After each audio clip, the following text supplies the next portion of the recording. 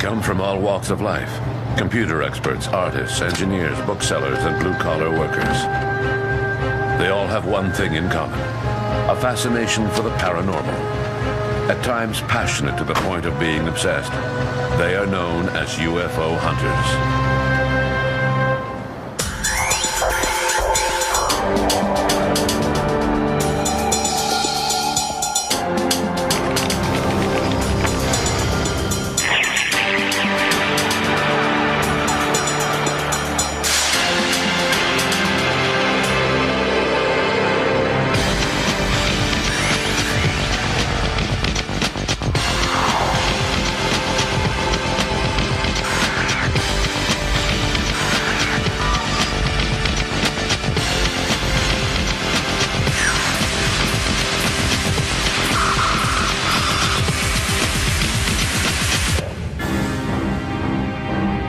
For the past 50 years, the phenomenon of unidentified flying objects, commonly referred to as UFOs, has frequently made the headlines. Exploited by tabloids, ridiculed by skeptics, and for the most part scorned by the scientific community, the UFO phenomenon has captured popular imagination. In Canada, surveys confirm that the public is interested in unidentified flying objects. In the United States, dozens of books on the subject are published each year, and Hollywood generally comes out with at least one film per season. The U.S. has the largest UFO group in the world, called MUFON, the Mutual UFO Network.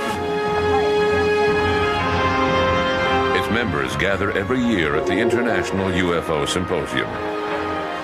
Webmaster for the internet site ufocity.com and co-author of Left at Eastgate, Peter Robbins is a well-known New York artist. He is quite familiar with the community of UFO hunters.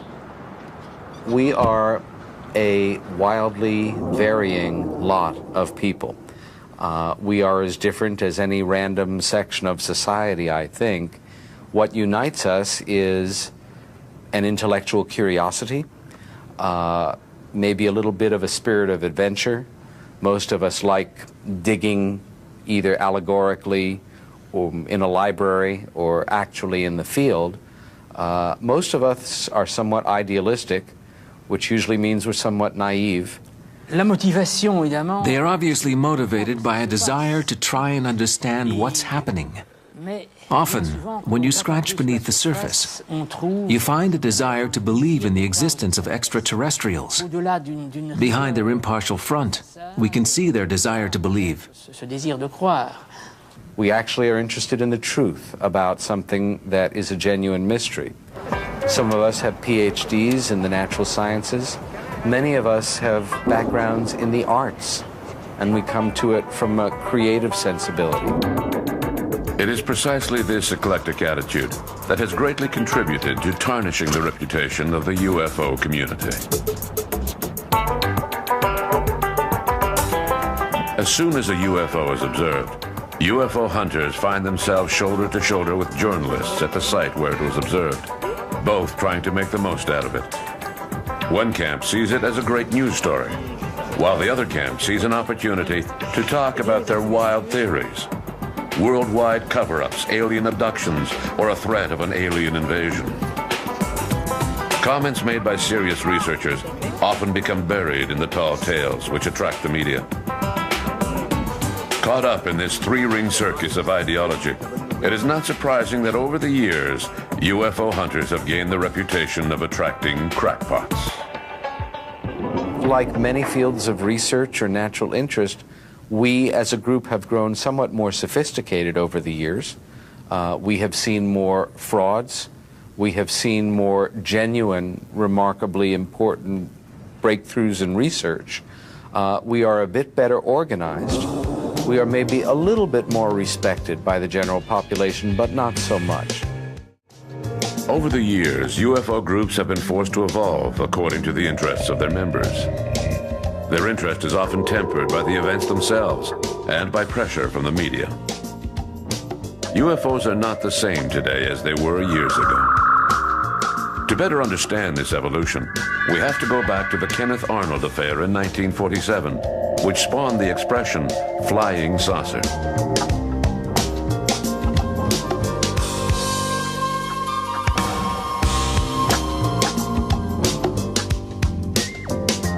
No one is better qualified to lead us back in time than French sociologist Pierre Lagrange, a research scientist with the Center for Sociology of Innovation in Paris.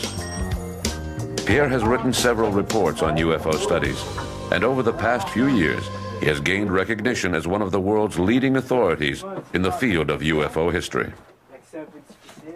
The Kenneth Arnold affair marked the beginning of flying saucers. That was when the expression flying saucer was first invented.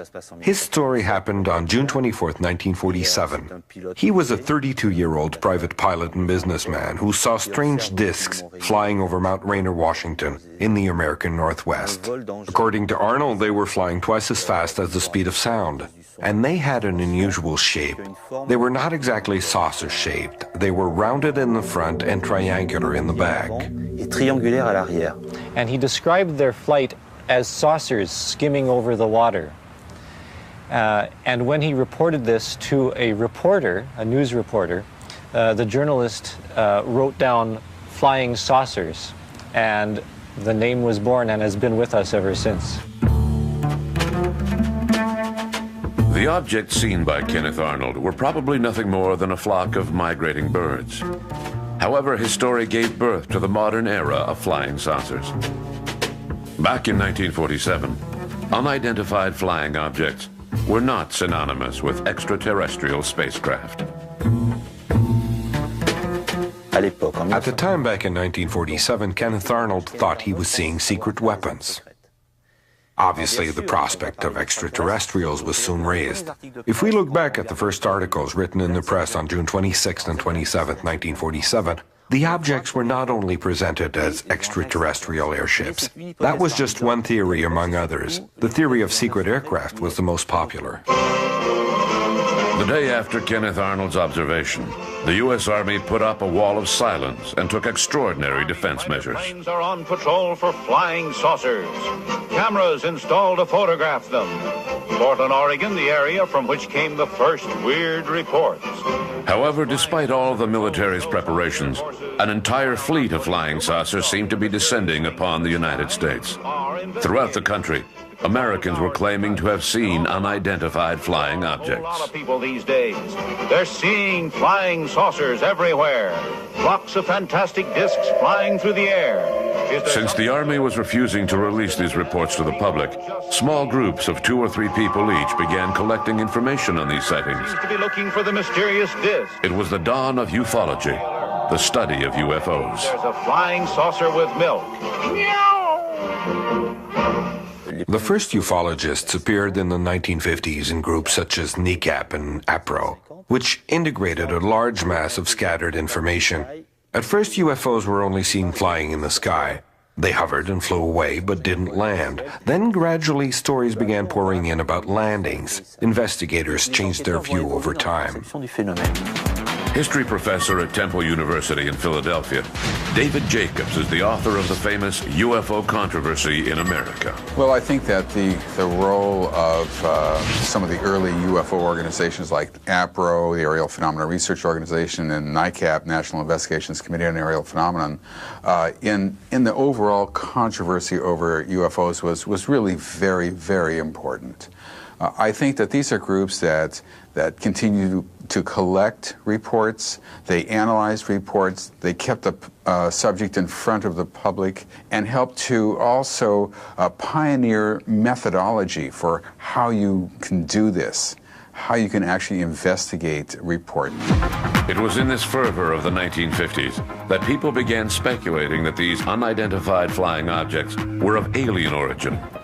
These speculations soon became the most popular way of interpreting these objects. Left in the dark, the more conservative researchers who refused to share this opinion without an argument were stigmatized as ignorant or having little faith by those who supported the theory. Now, 50 years after that initial sighting by Kenneth Arnold, we can only wonder how UFOs, which were originally thought to be top-secret weapons, came to be thought of as interplanetary vehicles.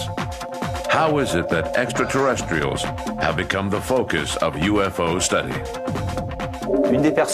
One of the first people to introduce the idea that flying saucers were of alien origin was Donald Keyhoe, a former member of the U.S. military who became a journalist, and while working for True magazine in 1949 was assigned to investigate the story. Keyhoe was rather skeptical at first, since most of the contacts he had kept in the army told him there was nothing to the story. But as he dug deeper, he began to think that the military wasn't telling him everything they knew, that there may be something to the story after all. The article that he published in the January 1950 issue of True was one of the first to really popularize the alien theory. 3 years later, Donald Keyhoe wrote Flying Saucers from Outer Space, whose popularity at bookstores further entrenched the theory that UFOs were of alien origin. From there on, lines were drawn between those who believed in extraterrestrials and those who didn't.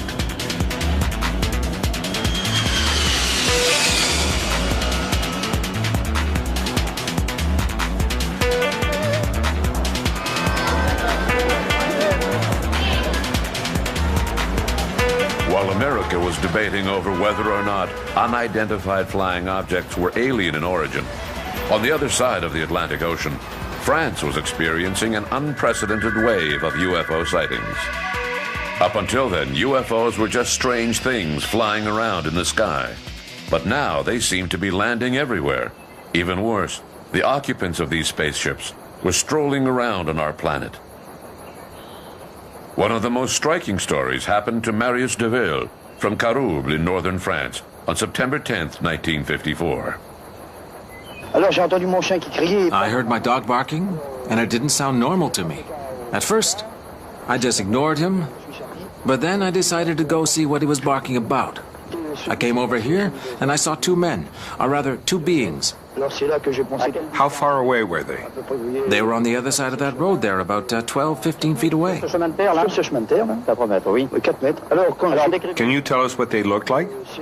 They were pretty small. I'd say about 3 feet tall. So your flying saucer was over there. How did it leave? Well, it went straight up about 150 feet. Straight up, like that?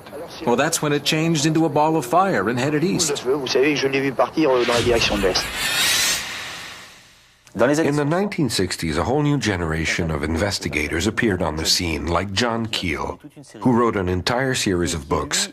He also investigated matters that did not seem to interest other people. He examined things that were outside of the box, things that seemed UFO-related, but which were still on the fringe. With investigators like John Keel, it wasn't just a matter of aliens visiting us in their flying saucers. Keel's perspective was much larger and more complex, touching on both ecology and the occult, with phenomena that might be linked to our basic human nature. Some people proposed psychological theories for his phenomena. Keel was now in the area of parapsychology, where things were happening to our society other than simple visits by extraterrestrials. Thanks to John Keel, a movement began in the late 70s that included both the UFOs and paranormal phenomena by people who took an interest in these things. They believed that the phenomena were closely linked to the witnesses.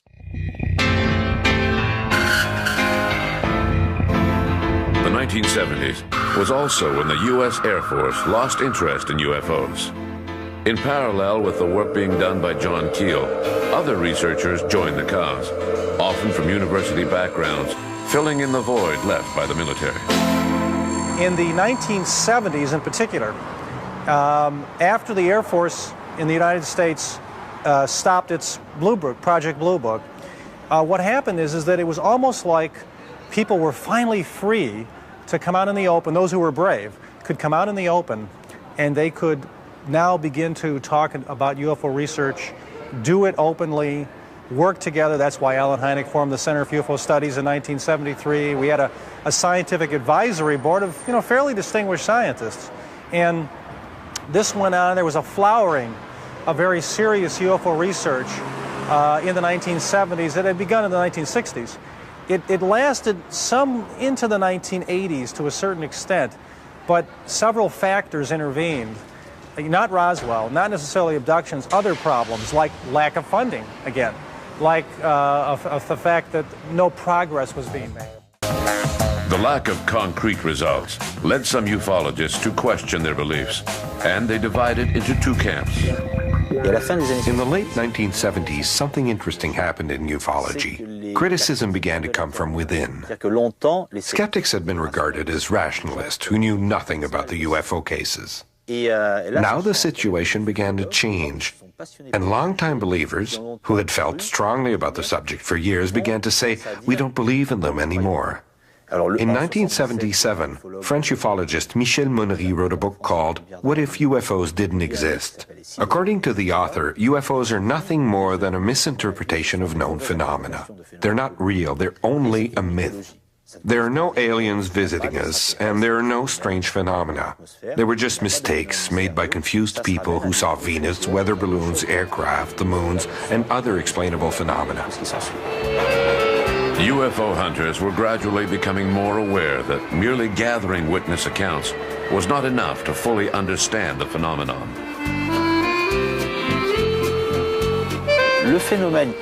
What was happening in ufology in the 1970s when the first skeptics began to appear within their ranks? It was a time when, having discussed eyewitness accounts at length, UFO researchers began to think, we need to be more scientific. There's a price to pay. We have to change our methods. It's not enough just to gather eyewitness accounts. We need to produce evidence, like scientists do. For a long time, we thought that it was a scientist's job to observe nature. But in reality, a scientist's job is done in a laboratory. He very rarely sees nature. He spends his time looking at instruments, diagrams, and graphs. So his contact with nature is very remote. If he goes into the woods or on top of a mountain, he doesn't see anything. He's in the middle of nature and can't do anything. UFO researchers began to ask themselves, how can we present data relating to UFO stories so it'll be perceived as scientific? They realized that there was a price to pay, that they would need to do more than gather stories to succeed, or simply state their opinion like a judge or a police officer. They would need to delve into the facts and come up with items that would allow experts to decide if there was a case or not.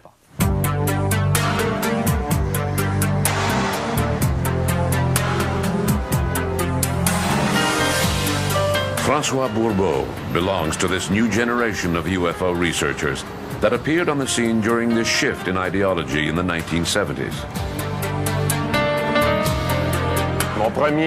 My first job, or my first goal, I should say, was to interest the university crowd in the study of UFOs. But I soon came up against a brick wall, from social prejudice to a wide variety of other prejudices. These men and women from universities were probably afraid of losing credibility among their peers. I would say that it also had to do with a lack of knowledge of the subject area. I must admit that in the field of UFO research, for serious amateurs like myself, who want to dig a little deeper to understand an issue, there is a fundamental lack of funding required to do the work. There's also a lack of human resources available. And to be perfectly honest, we also have very limited access to technology that would allow us to perform rapid tests on the spot, where physical evidence appears on the ground, for instance. With these tests, we could advance our own research, since we are on the front line, thereby eliminating a layer of analysis where we have to wait for the results before proceeding. We could also turn over our test results to experts for further research. Maybe that's where the problem lies. A really good example of how this lack of funding and logistics can have an impact is the case of Saint-Marie-de-Manoir, a small rural town less than 60 miles from Montreal, Quebec. At first I was sure that it was a 4x4, but when I got up and looked, I saw that it was over my neighbor's house. It was blue everywhere in the house, and there was this persistent noise in the background. I think it was something from outer space. I think they might be more advanced than us since they are coming to visit us. It was bright everywhere. I'm not sure how far away it could be seen, but it was as bright as day where I was. Several experts find this case to be particularly puzzling. UFO researchers involved in the case had to cut their investigation short, since they lacked the means to continue. François Bourbeau was one of the key figures in this affair. The incident in Saint-Marie-de-Manoir was probably one of the best opportunities in scientific terms to pursue an in-depth study of the case. First of all, there were many witnesses, and several different types of witnesses at that, including highly competent ones, such as police officers. I was amazed. I'd never seen anything like it before in my life. Several levels of society were represented among the witnesses, and there was physical evidence left on the ground. Electromagnetic effects occurred in the immediate area, and a trace of the craft was left on the ground. This incident happened in winter, and the grass turned green where the UFO mark was found. Using my own money, I paid Laval University to analyze grass and soil samples. Chlorophyll levels were 10 times higher, and nitrogen had gone up by 300%. I found it very bizarre, because the chlorophyll level should normally have been the same everywhere. I don't think it's humanly possible to fake chlorophyll levels in plants in November. We had material on our hands that could have been genuinely investigated. But somehow we missed our big opportunity. We didn't succeed in capturing the interest of enough people in the fields of botany, physics, electricity, magnetics, or mathematics. We didn't get plant geneticists involved in our project. A lot of work could have been done to rule out natural causes.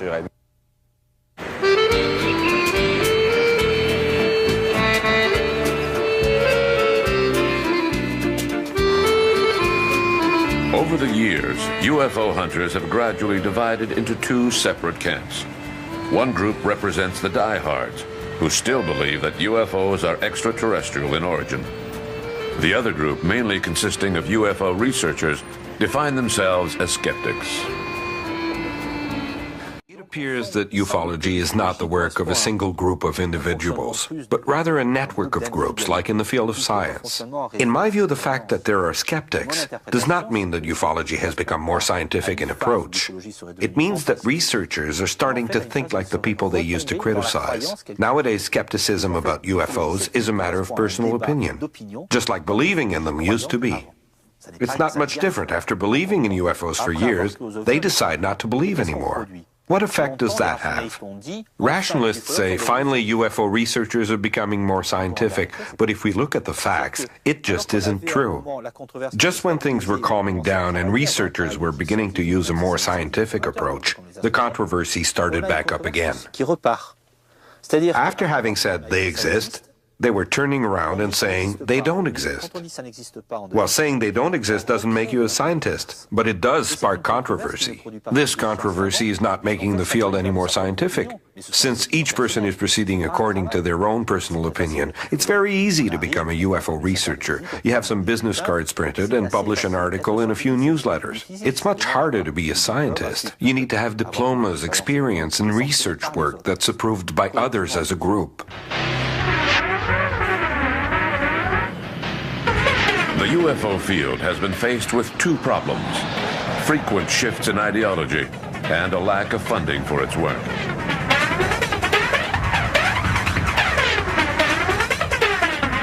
Victims of precarious budgets, most UFO associations cannot hire paid staff. This means that almost all of their members are volunteers, with the best of intentions, no doubt. But inevitably, they run into problems with the availability and competency of their members, which leads to less than ideal investigations.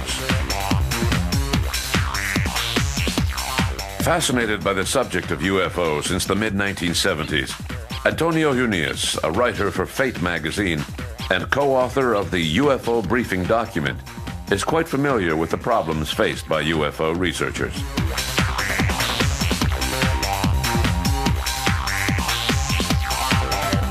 One of the main problems of ufological research is the lack of funds.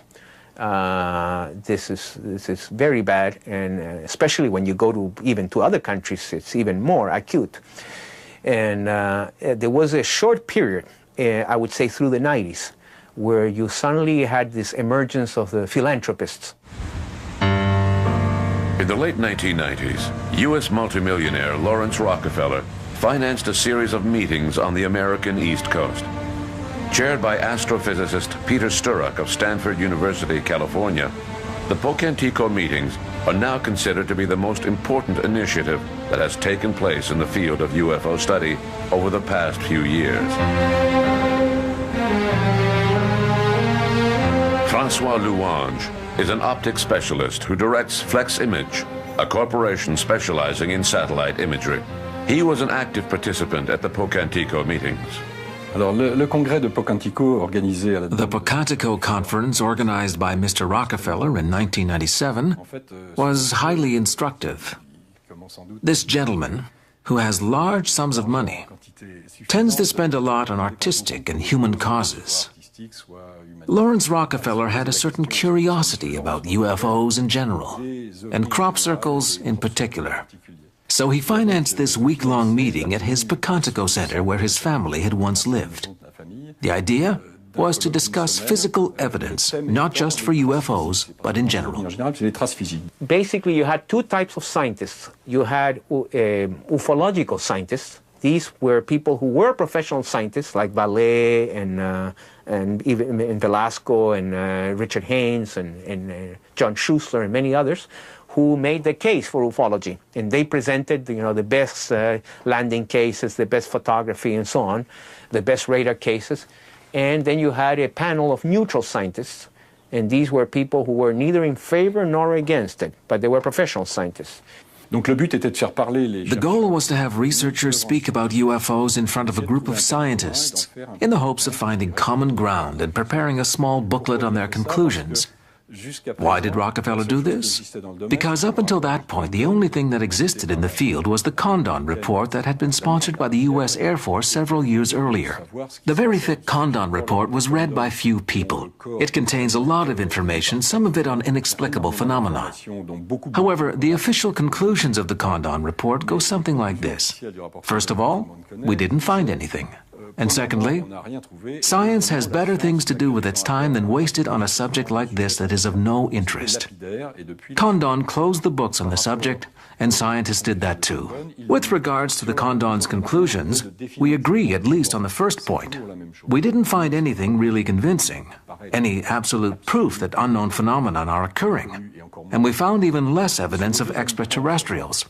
On the other hand, as to what science's position should be, we are diametrically opposed to Condon.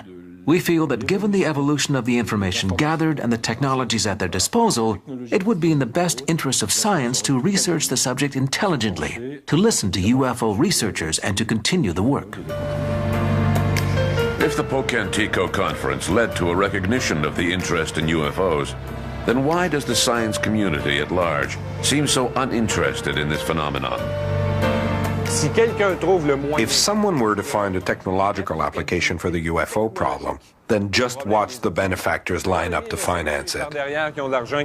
Maybe not UFO groups at first, but if another meeting were held with Mr. Sturrock, there might be a group of people who would say, "Aha, we're being offered 10 million, gentlemen. Go back to your drawing boards." However, before we can speculate on how to interest the science community in UFOs, we need to have UFO groups themselves come to an agreement on the importance of the information gathered and the manner in which it is presented.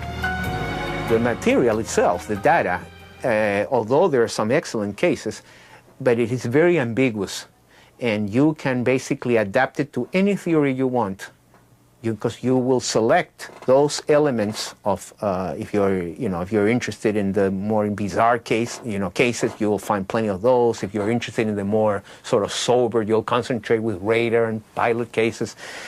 So that's what I saw, that people, because they had a theory, then they were like digging up for those elements in the database that would support their theory. After so many years, it may be surprising to find that so few professional researchers let themselves be carried away by a scientific interest in UFOs. Perhaps we are simply seeing a contrast between the ideal vision of science and the unorthodox reality of ufology. One of the great failings of UFO research in the Western Hemisphere anyway, and not as much in Europe, but certainly in Canada and in the United States, has been the failure to convince the scientific and academic community of the legitimacy of the subject. I think we're setting ourselves up for a disappointment when we expect science to come up with all of the solutions. When it comes to expanding knowledge, solutions are very rare. When scientists study a matter, very rarely do they agree on what it means. Of course, when we read history books about science, we see famous names such as Galileo, Newton, and Einstein, who all made a significant contribution to scientific knowledge. But we need to remember that 99% of all scientific research does not lead anywhere. The research is done because we need to ask questions and find answers. We need to make progress. Scientists often disagree. In the field of science, it's very difficult for everyone to agree. So if we were to take a scientist out of his controlled environment and place him in a situation with amateurs and people from different backgrounds, naturally he would find it more difficult to do his job. In that type of situation, scientists tend to have the attitude that UFO researchers are not capable of producing hard evidence. They're not like scientists who produce real results. I tend to see the problem differently. If we think about it, science hasn't produced a lot over the years, considering all the conditions imposed on scientists. They need to have a diploma, publish articles, sign contracts, and so forth. In contrast, it's amazing to see how much UFO groups like SOBEPS have managed to accomplish without a controlled environment. So if anything, I would say that the opposite is actually true. It's not that UFO researchers don't take their work seriously. Given the conditions under which they work, they're very serious in their approach. Perhaps we should be demanding that scientists produce a lot more than they do. A half-century after the birth of ufology, UFO hunters are still practically as far away from a global answer as they were back then.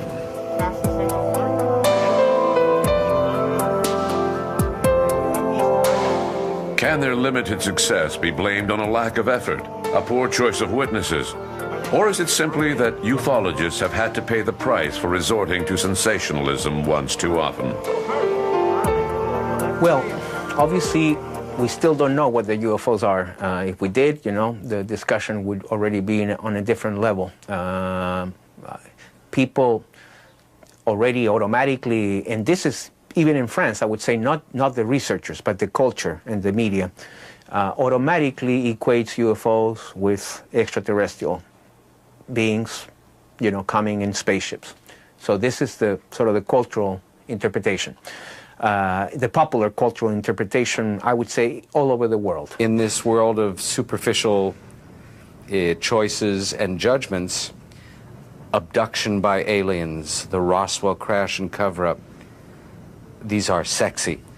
These are hot topics. Even though time is passing, Roswell's 53 years ago, it still captures the public imagination tremendously.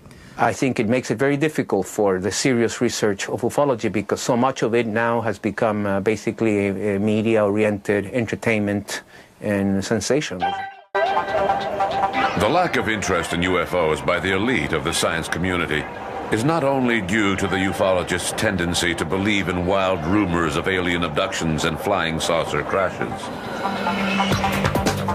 It also stems from public prejudice and the superficial manner in which UFO-related matters are handled by the media.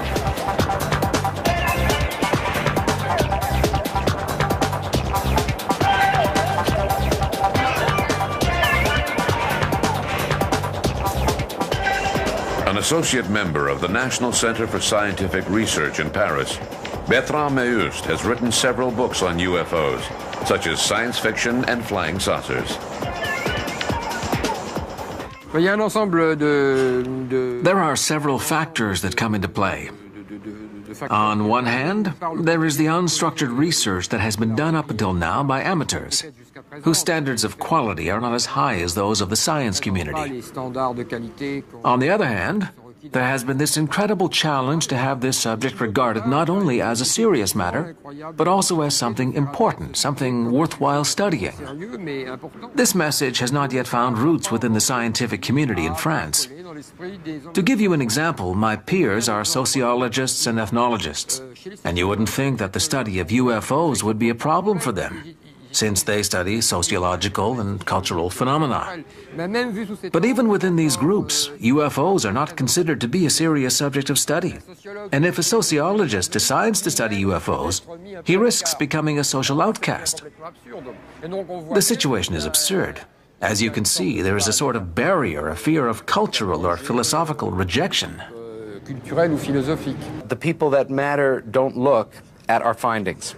It is much easier to say, well, this can't be because it isn't, therefore it's not, therefore I'm not going to waste my time. It is still informed by a great deal of ignorance, and most interesting, if you go back and you study the first reports of UFOs in the major American media, going back to the summer, the autumn of 1947 or so, you will see a pattern of reportage in major American newspapers, start with the New York Times, that continues to a degree to this day, and it usually goes like this. There is an initial report of an incident, an event, a sighting. Then there is a response, either in the same article or a follow-up article, by some kind of authority, who usually would have no knowledge of the subject, but they are a psychologist, or a meteorologist, or a biologist, and they are going to tell us, well, this is nonsense, I have a PhD and I know, and the American public, the Western public, has been brilliantly conditioned, overtly and covertly, by the media, by the government, by themselves, to literally wire up in their minds when you hear UFO. You see the mouth moving, but somebody is saying, I saw a UFO. What you are hearing is, maybe I'm crazy and should be in an institution. In order for ufology to rise above the scorn and ridicule that it faces, and in order to determine with any degree of certainty whether or not unidentified flying objects are indeed alien in origin, it is vital that this field of study receive a minimum of physical and logistic support. In my opinion, state intervention is indispensable if you want to do a thorough job, since the most useful sources of information are generally state agencies. If we take France, for instance, there is the state police, the Air Force, and civil aviation. Obviously, these organizations are not going to pass on information, especially the Air Force, with its need to keep defense issues confidential. It's very difficult for someone outside of these agencies to obtain information such as radar data. In the late 1970s, France became the only member of the GA to set up such an agency. It was called CEPRA. As part of its mandate, this group examines unidentified phenomena in French aerospace.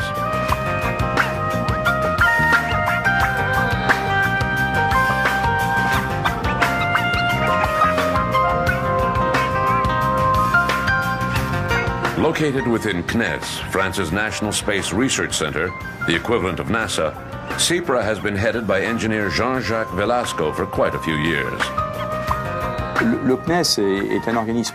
CNES is a public sector agency that distributes information. We don't have anything to hide. These days, we let the public know about a lot of our investigations, and we will continue to do so in the future. However, keeping the public informed of our investigations is not part of CEPRA's mandate, as was the case for its predecessor, Japan, which prepared technical notes and informational notes. The difference between the two groups is quite simple. We just don't have the means.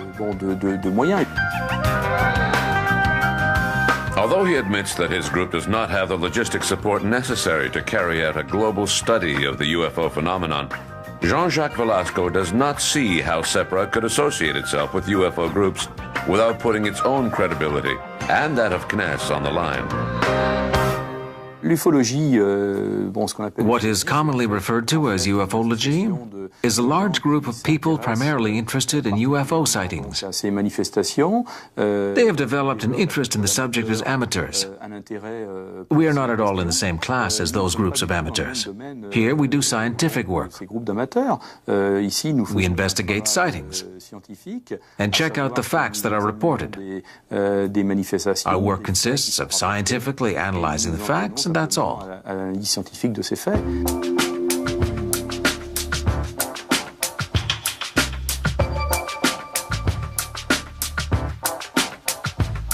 Other than France, only a few countries in South America have set up official agencies to collect UFO reports, often undercover as part of their military activities.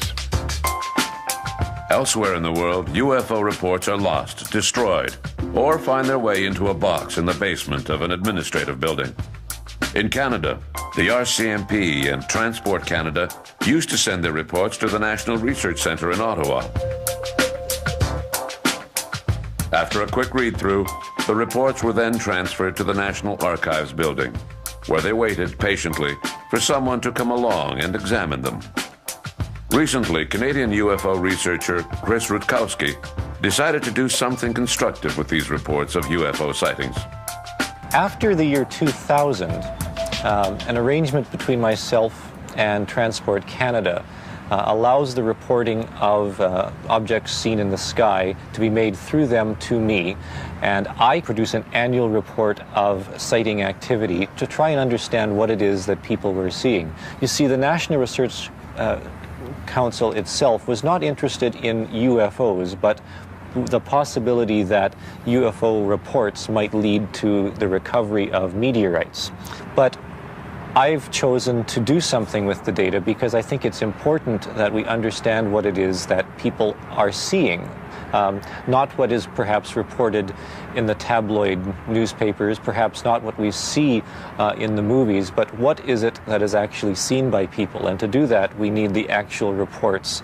So it is a very good arrangement from a scientific standpoint, simply collecting the data from Quebec, from Newfoundland, from British Columbia, from the Yukon and Nunavut now as well, and analyzing the data for an understanding of what it is people really are experiencing and seeing when they report a UFO.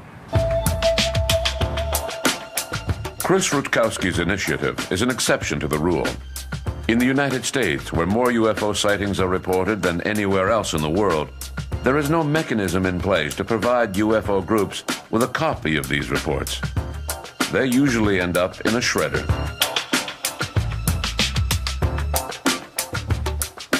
One of the things to me that puzzles me that after all these years in the United States, for instance, no single repository was created for all the files.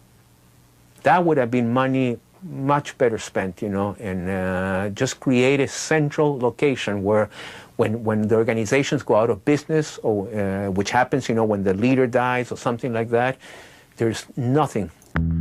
After 50 years of UFO research, how can we best sum up the results? Researchers, for the most part amateurs, have still not succeeded in rallying the science community to their cause. Living on the edge, they are constantly faced with prejudice. For the time being, UFO hunters continue their pursuit, navigating through strange worlds in the search for evidence to support their theories. Beyond the rhetoric of UFO groups, it is clear that if scientific institutions were to undertake a serious study of UFOs, they would not make long philosophical speeches on the wonders of science. They would proceed methodically, impervious to the war of words being waged by UFO groups. The Americans need more of the sociological theory and the Europeans need less. Because in America, it's not at all liked by the ufological community, who is completely committed to strictly nuts and bolts, ET, aliens, crash saucers, genetical hybrids with abductions and so on. But in Europe, with some of these groups, you go to the other extreme where everything gets reduced to it's just a myth. But a myth still takes off from something, you know. Myths from North America, specifically from the United States, have swept through Europe. Researchers like Scorno, myself and others have Well, I wouldn't exactly say that we've given up, but we're still interested, but no one listens to us anymore. Well, they still listen to Pierre Lagrange, who seems to be able to find ways to make himself heard. But no one really listens to us anymore. They're only interested in those myths from the United States. There's another factor that's also becoming into play: the Internet. As a professor, I have several students who are interested in UFOs, but they know nothing of all the serious research that was done on the subject. When they hear the expression flying saucer, they immediately think of the American myths and all of the information circulating on the Internet.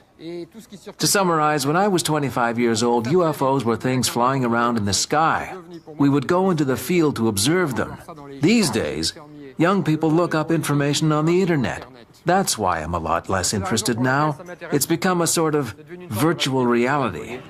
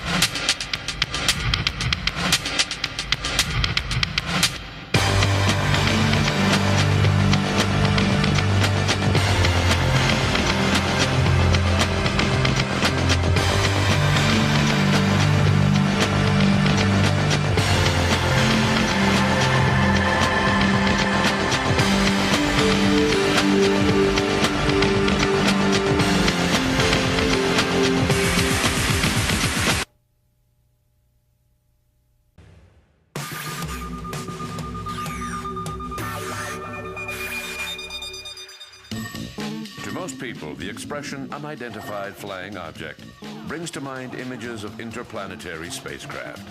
However, the theory that aliens exist has met with many objections. Some scientists will even say that it's nothing more than nonsense.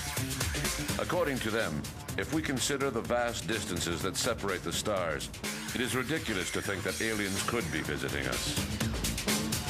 For instance, if we look at the star that is closest to our sun, Alpha Centauri, we see that it is slightly more than 4 light years away from Earth. In other words, it is as far as light would travel in 4 years.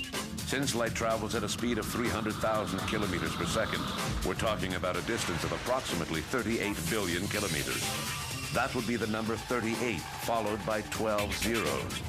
Even if we could imagine an alien civilization capable of traveling at close to the speed of light, they would take at least 4 years to get to our planet and another 4 to get back home.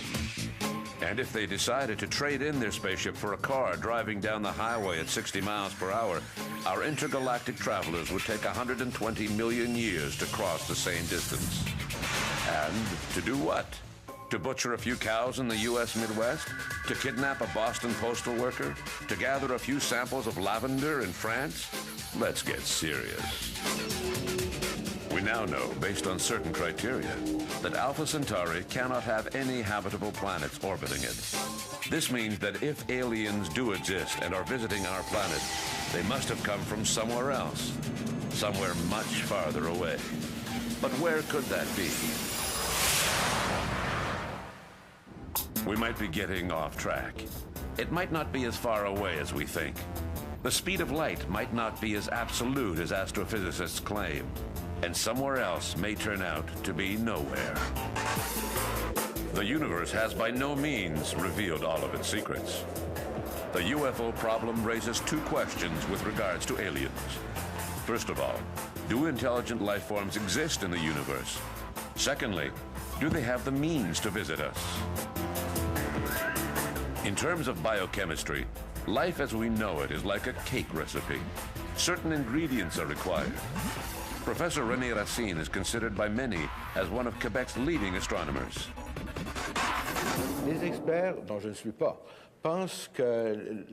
I'm no expert, but they think that life is carbon-based, and only a mixture of elements such as carbon, nitrogen, oxygen, and hydrogen could produce life, or the level of molecular complexity necessary to generate life forms.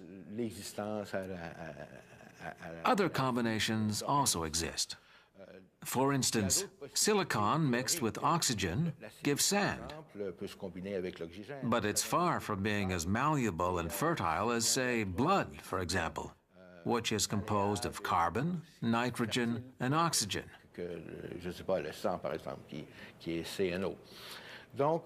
Carbon, nitrogen, oxygen, and hydrogen exist everywhere in the universe. So all we need is the right conditions for these elements to combine, then increase in complexity and evolve into a life form.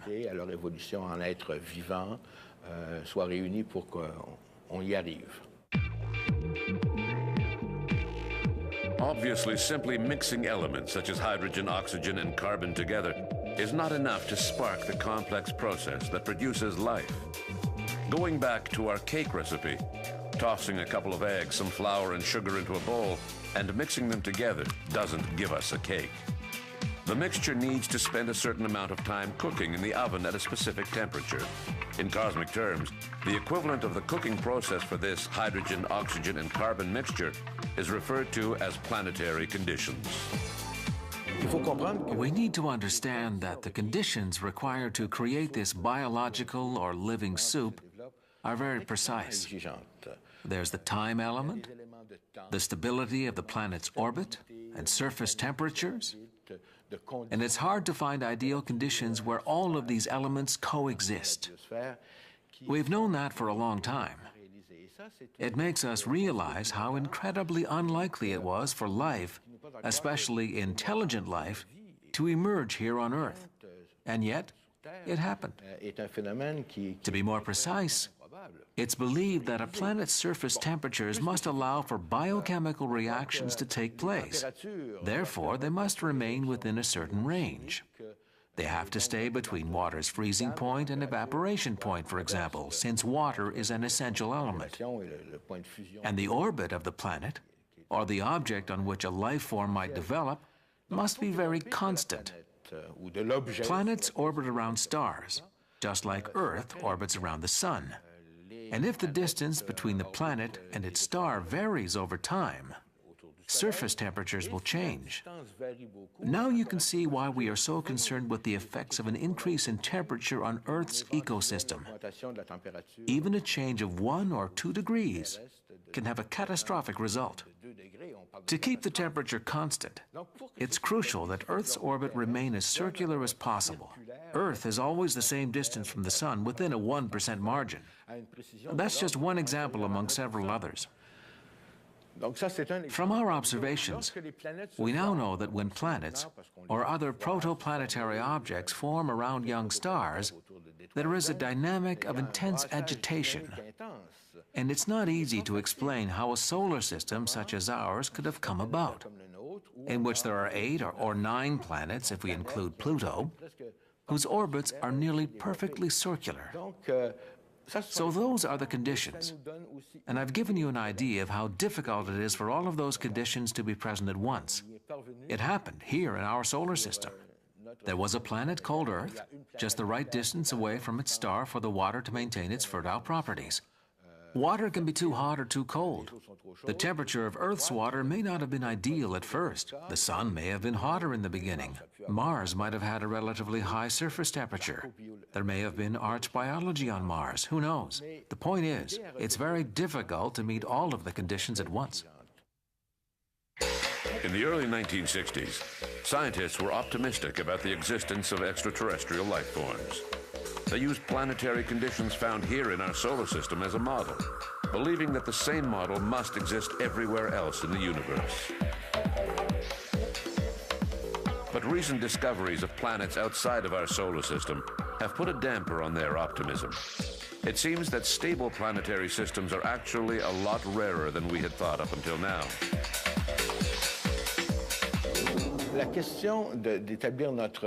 Establishing our level of knowledge or confidence is a question of statistics. In the 1960s and 70s, Frank Drake came up with a relatively simple mathematical equation that included the probabilities of each factor required for life to emerge. What is the probability that a star will have planets? What is the probability that these planets will have a stable orbit? What is the probability that the planet will be far enough away from the star? If we want to calculate the probability of communicating with extraterrestrial life forms, what is the lifespan of a civilization capable of communication?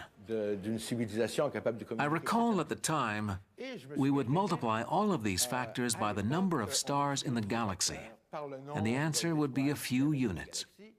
There would only be a few habitable planets where life could develop in our galaxy, the Milky Way.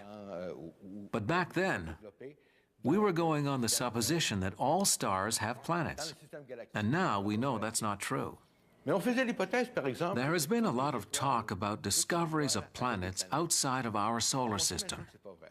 But we have to remember that the 80 or so planets that have been discovered so far were among 3,000 stars that were examined.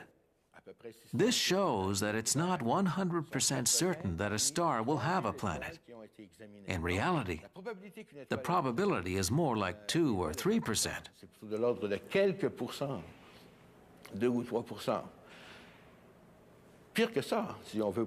What's even worse, if we include in our probabilities the total number of planets discovered around stars, there are planets whose orbit is irregular or elliptical, or whose surface temperature varies between 100 and 300 degrees Celsius, not over a period of millions of years, but over a period of weeks or days.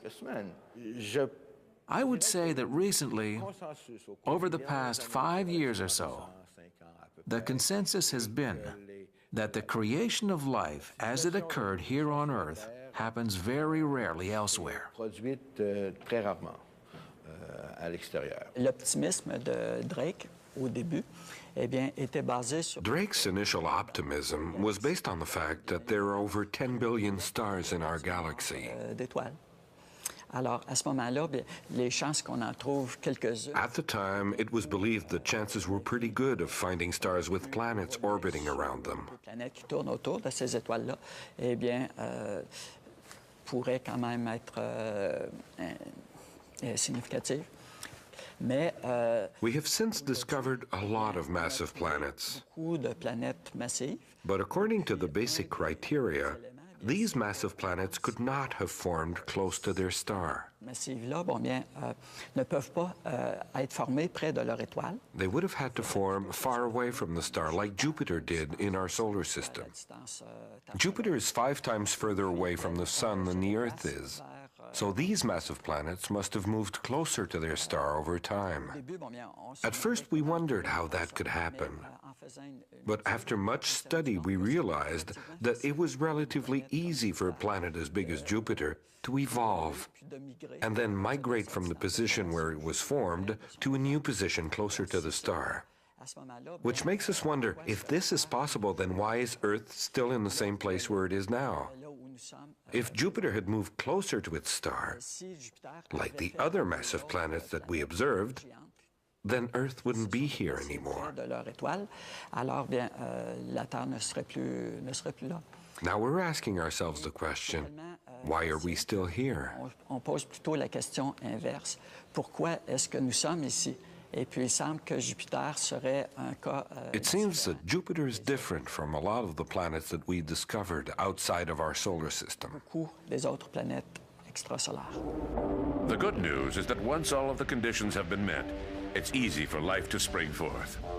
In 1953, Stanley Miller, a young biochemistry student, took a sphere and filled it with the gases that were present on Earth 1 billion years ago. He then bombarded the sphere with strong electrical charges, recreating Earth's original climatic conditions. At the end of the experiment, Miller observed that his mixture had become enriched with an additional substance: amino acids, the building blocks of life. Miller's experiment proved that it was possible to create life from inorganic matter. As for the transition from organic life to intelligent life, it was just a question of time and ability. To help you understand this long process, let's imagine the Earth's entire evolution reduced to the length of a 24-hour day. If we start with the formation of the planet Earth at 12 a.m., then life does not appear until 5 a.m. The planet takes all day to develop, and the first mollusks do not appear until 8 p.m. Dinosaurs don't show up until 11 p.m. Then our human ancestors appear on the scene at 11:55 p.m. On this scale, the Industrial Revolution was a mere hundredth of a second, and space exploration has only been taking place for 3/1000ths of a second. If we try to imagine this long process taking place on another planet, it is almost certain that the original life form will eventually evolve into an intelligent species. However, it is highly unlikely that it would lead to humanoid beings. Unlikely, but not impossible. Michio Kaku is a professor of theoretical physics at the University of New York.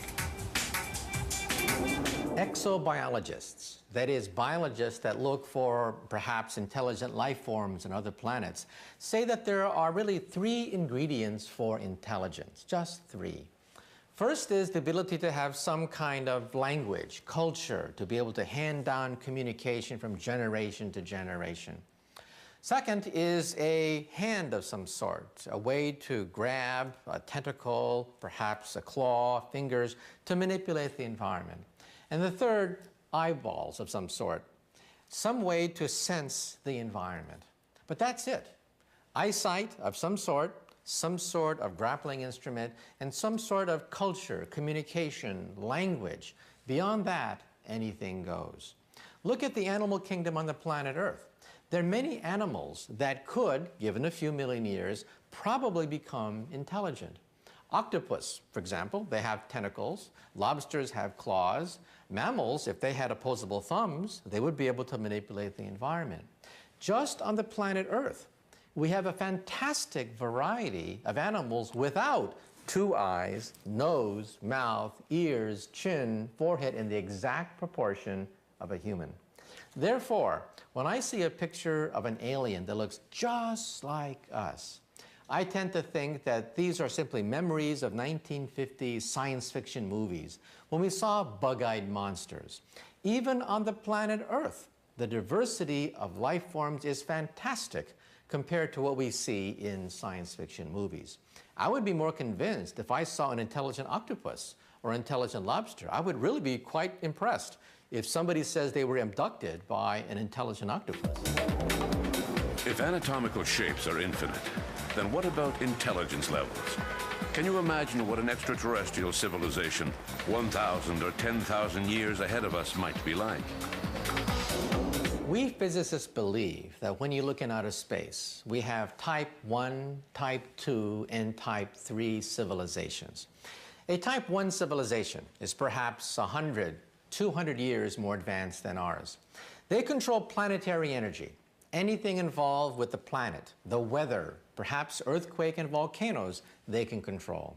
However, eventually, they expand by a factor of 10 billion to have the power of a star. They control solar flares, a type 2 civilization. A type 2 civilization can roam across parts of the galaxy. They have the power of thermonuclear fusion, the power of stars themselves. Eventually, they exhaust the power of a star, and they become galactic. They become type 3. They have tremendous accesses to huge, vast regions of our galaxy. A type 2 civilization is 10 billion times more powerful than type 1. A type 3 is 10 billion times more powerful than type 2. But on this scale, what are we? We are type 0. We get our energy from dead plants. We can only speculate what it would be to be like a planetary civilization, to be able to energize volcanoes and earthquakes and change the weather at will. If such civilizations exist in the universe, what do these beings look like? And how can we detect their presence? In the early 1960s, anxious to obtain an answer to this question, scientists set up an ambitious project designed to listen to space. It was called Project SETI, Search for Extraterrestrial Intelligence. The idea was to use radio telescopes to listen in on the interstellar void in the hopes of picking up a radio signal of alien origin. Here on Earth, we use radio waves in practically all forms of communication. If extraterrestrials were living on a planet orbiting the star Zeta Reticuli, some 30 light years away from Earth, and doing the same experiment, they would just now be picking up old episodes of Hawaii Five-0 or The Invaders. SETI researchers had to choose a specific wavelength to listen in on. For convenience sake, astrophysicists decided to choose a wavelength that was equivalent or close to that of hydrogen, the most common element in the universe. So they chose 1420 megahertz. Since then, space has been hopelessly silent. Apart from a few abnormalities, like the signal picked up on August 15, 1977, which was dubbed the WOW signal, Project SETI has not recorded any signals that could be indisputably interpreted as a message from alien intelligence. A former member of the U.S. military who became a journalist, and while working for True magazine in 1949, was assigned to investigate this story. Kehoe was rather skeptical at first, since most of the contacts he had kept in the Army told him there was nothing to the story. But as he dug deeper, he began to think that the military wasn't telling him everything they knew, that there may be something to the story after all. The article that he published in the January 1950 issue of True was one of the first to really popularize the alien theory. 3 years later, Donald Kehoe wrote Flying Saucers from Outer Space, whose popularity at bookstores further entrenched the theory that UFOs were of alien origin. From there on, lines were drawn between those who believed in extraterrestrials and those who didn't.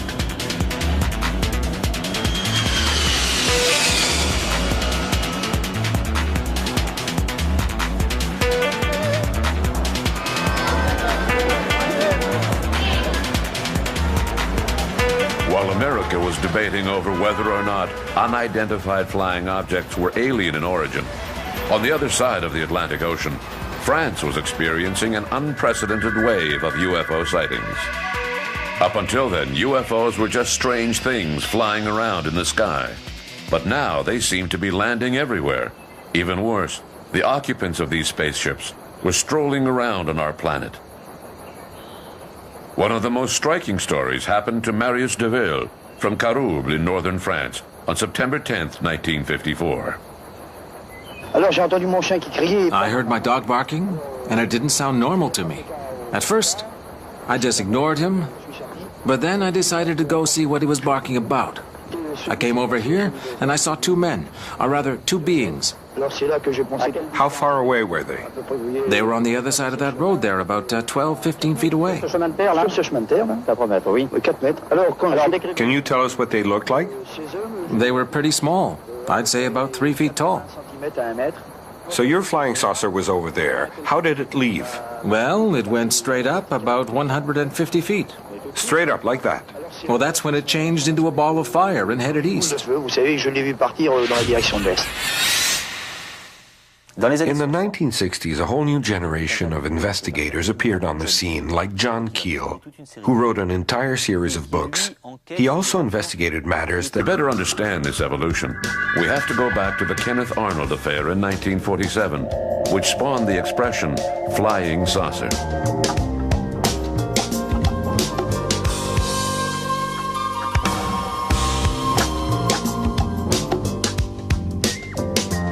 No one is better qualified to lead us back in time than French sociologist Pierre Lagrange, a research scientist with the Center for Sociology of Innovation in Paris. Pierre has written several reports on UFO studies, and over the past few years, he has gained recognition as one of the world's leading authorities in the field of UFO history. The Kenneth Arnold affair marked the beginning of flying saucers. That was when the expression flying saucer was first invented. His story happened on June 24, 1947. He was a 32-year-old private pilot and businessman who saw strange discs flying over Mount Rainier, Washington, in the American Northwest. According to Arnold, they were flying twice as fast as the speed of sound. And they had an unusual shape. They were not exactly saucer-shaped. They were rounded in the front and triangular in the back. And he described their flight as saucers skimming over the water. And when he reported this to a reporter, a news reporter, the journalist wrote down flying saucers, and the name was born and has been with us ever since. The objects seen by Kenneth Arnold were probably nothing more than a flock of migrating birds. However, his story gave birth to the modern era of flying saucers. Back in 1947, unidentified flying objects were not synonymous with extraterrestrial spacecraft. At the time back in 1947, Kenneth Arnold thought he was seeing secret weapons. Obviously, the prospect of extraterrestrials was soon raised. If we look back at the first articles written in the press on June 26 and 27, 1947, the objects were not only presented as extraterrestrial airships.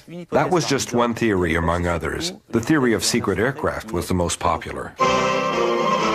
The day after Kenneth Arnold's observation, the U.S. Army put up a wall of silence and took extraordinary defense measures. Planes are on patrol for flying saucers. Cameras installed to photograph them. Portland, Oregon, the area from which came the first.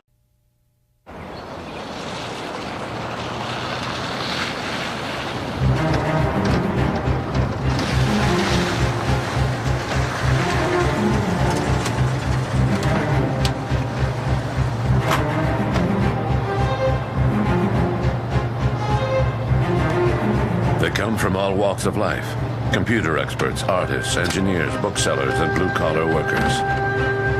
They all have one thing in common: a fascination for the paranormal.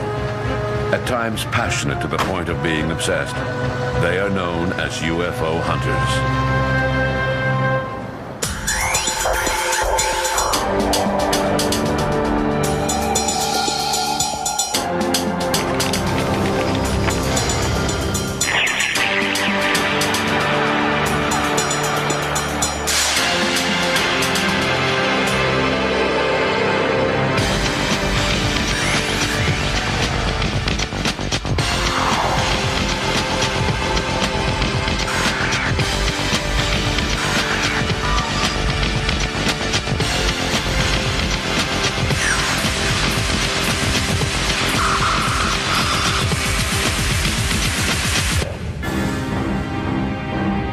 For the past 50 years, the phenomenon of unidentified flying objects, commonly referred to as UFOs, has frequently made the headlines.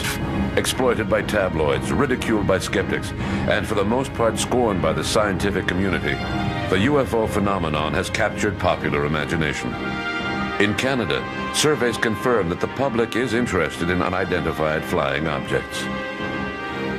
In the United States, dozens of books on the subject are published each year, and Hollywood generally comes out with at least one film per season.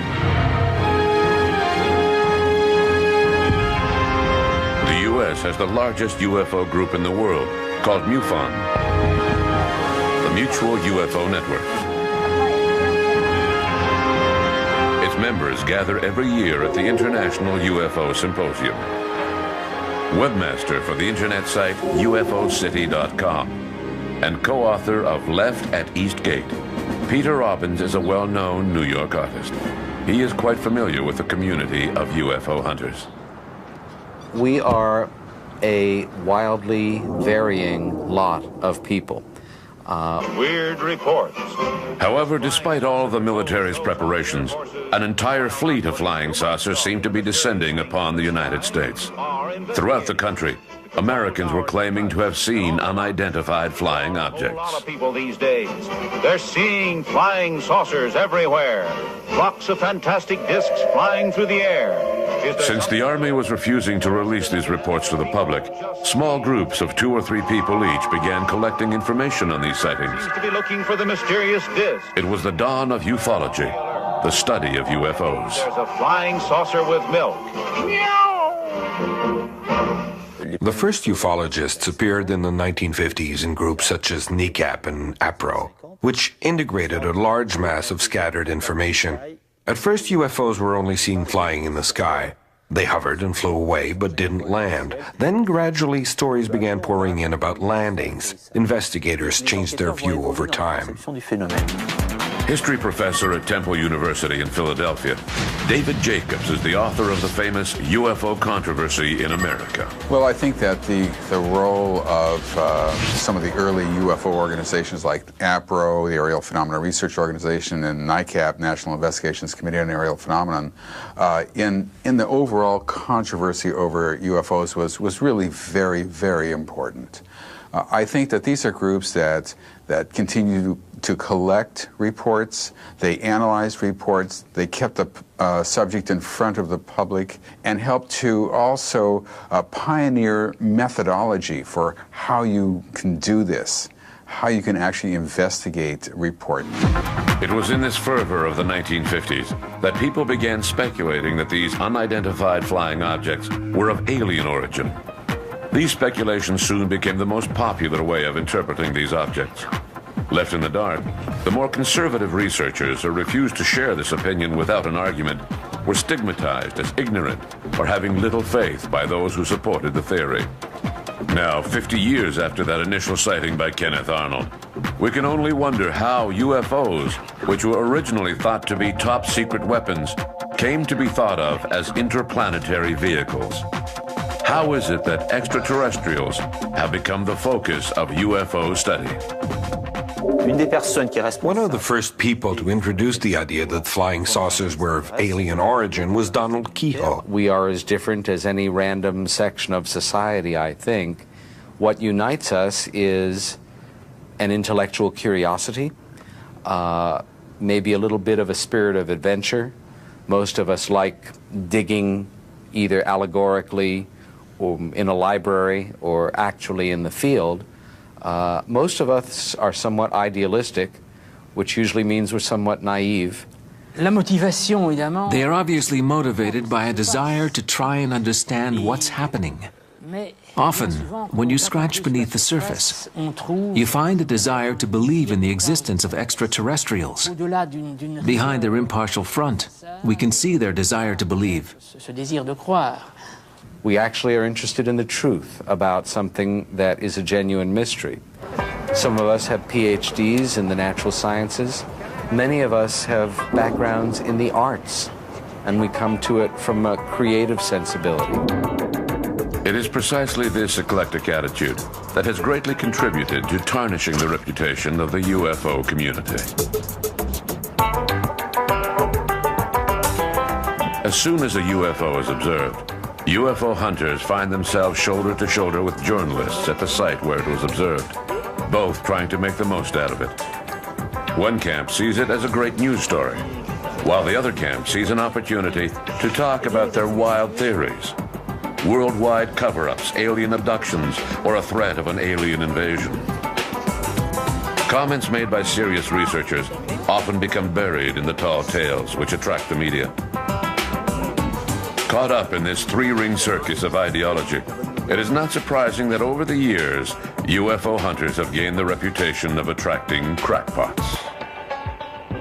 Like many fields of research or natural interest, we as a group have grown somewhat more sophisticated over the years. We have seen more frauds. We have seen more genuine, remarkably important breakthroughs in research. We are a bit better organized. We are maybe a little bit more respected by the general population, but not so much. Over the years, UFO groups have been forced to evolve according to the interests of their members. Their interest is often tempered by the events themselves and by pressure from the media. UFOs are not the same today as they were years ago.